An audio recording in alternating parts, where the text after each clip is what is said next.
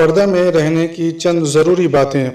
मेरी बहन हज़रत फ़ातिमा ज़ोहरा रज़ी अल्लाह ताला अन्हा के इस कौल पर गौर करो कि औरत के लिए खैर यह है कि न वो मर्दों को देखे और न मर्द उसे देखें।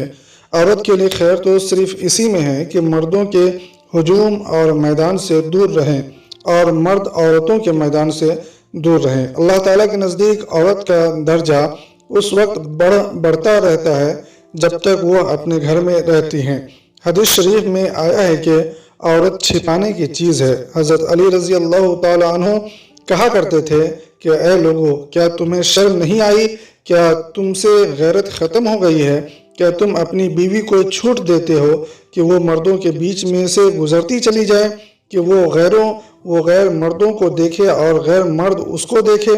एक दिन का जिक्र है कि उम्मुल मोमिनीन हज़रत आयशा सिद्दीक़ा रज़ी अल्लाह ताला अन्हा, हफ्सा रज़ी अल्लाह ताला अन्हुमा नबी करीम सल्लल्लाहु ताला अलैहि वसल्लम के पास बैठी हुई थी कि हज़रत अब्दुल्ला बिन उम्मे मक्तूम आपके पास आए। यह नबीना सहाबी थे।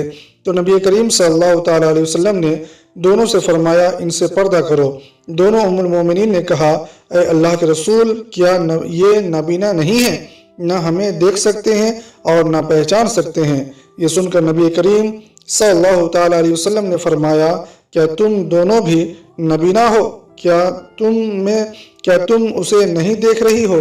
इस हदीस शरीफ से पर्दे की अहमियत वाज़ेह हो गई और यह भी मालूम हो गया कि पर्दा दोनों तरफ से होना चाहिए, न कि एक ही तरफ से। और जिससे पर्दे का हुक्म हुआ है, इससे आँखों वाला पर्दा मुराद है, न कि दिल वाला। बाज़ जाहिल किस्म की औरतों में मशहूर है कि वो कहती हैं, असल पर्दा तो दिल का होता है। जब दिल में पर्दा होता है तो ज़ाहिरी नुमाइशी पर्दा की क्या ज़रूरत? ऐसा ख्याल जहालत वाला ख्याल है। लिहाजा इस बात का ख्याल रखें कि कोई नामहरम मर्द आपके जिस्म के किसी हिस्से को न देख सके, चाहे वो देवर हो या नौकर हो, खालाजाद हो या मामूजाद हो, या कोई भी ऐसा मर्द हो जिससे अल्लाह ताला ने पर्दे में रहने का हुक्म दिया है। उससे अपने जिस्म को छुपाए रखें और बिला ज़रूरत बाहर न निकलें। अगर मजबूरी में जाना पड़े तो बुर्का पहन कर निकलें। अगर अपने चेहरा खुला हुआ रखा और आपको 10 आदमियों ने देखा तो गोया 20 आंखें अल्लाह ताला के गज़ब का शिकार हो गई। लिहाजा कभी भी बन ठन कर ना निकलें, अपना हुस्न गैरों को न दिखाएं, खुसूसन जब दुल्हन बनी हो और ससुराल में जाए तो पूरे बुर्के में जाए। बाद जगह अल्लाह ताला को नाराज़ करने वाला एक रिवाज ये भी है कि अक्सर दुल्हन अपने देवर, जेठ या दूल्हा के चचा ज़ाद, मामू ज़ाद या दिगर नामहरमों से मुसाफा करती हैं। याद रखिए, आप बग़ैर डर के बिल्कुल मना कर दीजिए कि मैं ये नाजायज़ काम हरगिज नहीं करूँगी। कोई भी ऐसा काम जो अल्लाह और उसके रसूल सल्लल्लाहु ताला अलैहि वसल्लम के हुक्म के ख़िलाफ़ है, उस पर मुझे मजबूर ना किया जाए।